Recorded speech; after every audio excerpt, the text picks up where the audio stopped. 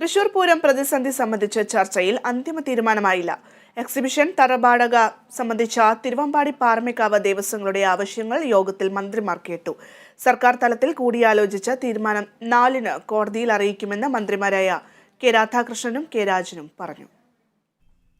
തൃശൂർ പൂരം എക്സിബിഷന്റെ തറവാടക സംബന്ധിച്ച് തർക്കം ചർച്ച ചെയ്യാൻ യോഗം അന്തിമ തീരുമാനം എടുക്കാനാകാതെ പിരിയുകയായിരുന്നു. തിരുവമ്പാടി പാറമേക്കാവ് ദേവസ്വങ്ങളുടെയും കൊച്ചിൻ ദേവസ്വം ബോർഡിന്റെയും ആവശ്യങ്ങൾ ദേവസ്വം മന്ത്രി കെ രാധാകൃഷ്ണനും റവന്യൂ മന്ത്രി കെ രാജനും കേട്ടു. തുടർന്ന് സർക്കാർ തലത്തിൽ കൂടിയാലോചിച്ച് പ്രശ്നപരിഹാരം 4-ന് കോടതിയിൽ അറിയിക്കാമെന്ന് യോഗത്തിൽ മന്ത്രിമാർ പറഞ്ഞു. പിന്നാലെ പുറത്തുവന്ന ദേവസ്വം അംഗങ്ങൾ ഭൂമി സൗജന്യമായി വിട്ടുകിട്ടണമെന്ന നിലപാട് ആവർത്തിച്ചു. കോടതിയുടെ പരിഗണനയ്ക്ക് മുമ്പ് സർക്കാർ ഒരു തീരുമാനം എടുക്കുകയാണെങ്കിൽ ഞങ്ങളെല്ലാവരും കൂടി ചർച്ച ചെയ്തതാണ് ഈ സൗജന്യം എന്ന് പറഞ്ഞത്.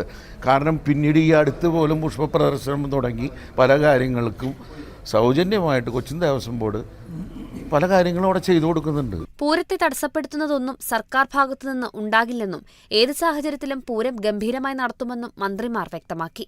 തൃശ്ശൂർ പൂരം എന്നുള്ളതൊരു വലിയ വികാരമാണ്. അപ്പോൾ അതിനെ തടസ്സപ്പെടുത്തുന്ന യാതൊരു രീതിയിലുള്ള ഇടപെടലും ഗവൺമെൻറ് ഭാഗത്തുണ്ടാകില്ല.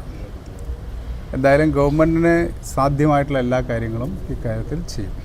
കോടതിയുടെ വിധി അന്തിമമാണ്.